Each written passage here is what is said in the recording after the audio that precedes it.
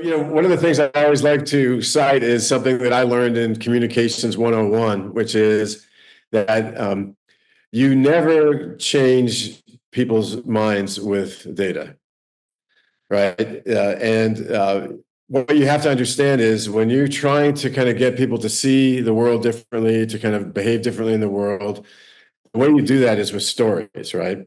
So the best example I can think of is, if you know somebody that's afraid of flying, right? When they're getting on a plane and you tell them the statistics for how many plane crashes happen and how it's safer to travel by plane than it is by car, I don't think that they feel that much more better about getting on the plane, right?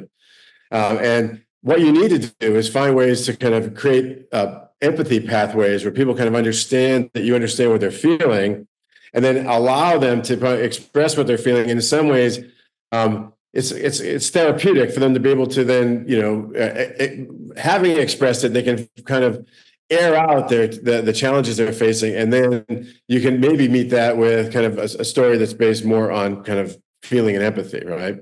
So Communications 101 is that if you want to communicate with people and you want to have them kind of understand that, see the world in a different way, the only way you can do it is with stories, because humans process the world through narrative, right? They create internal narratives in their own head, right? That kind of help them to explain how the world works and help them to interact with the world in new and different ways. And sometimes that story can be made better with data, but it's not going to be driven by data, right? Which isn't to say that we don't want people making decisions based on information, right? But what it means is that if we want to get people to understand kind of what is going on in the world, what we need them to know, right? We need to bring them along with a narrative frame and then undergird it with facts, right? So one of our goals at Lincoln has been trying to find ways to inject kind of facts into the right sets of narratives and using the right kinds of tools like story maps, right? Where it's help people to kind of see the world differently. They can feed them with information, but it tells the story.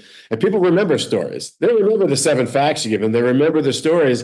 And if you kind of weave facts into a story, they'll remember those facts because they'll remember the storyline that connects the facts together, right? So I would say that storytelling is the way to kind of convey information. It's a way to kind of change hearts and minds, but it's only done responsibly if you actually root it in facts, because you don't want to feed people myths, right?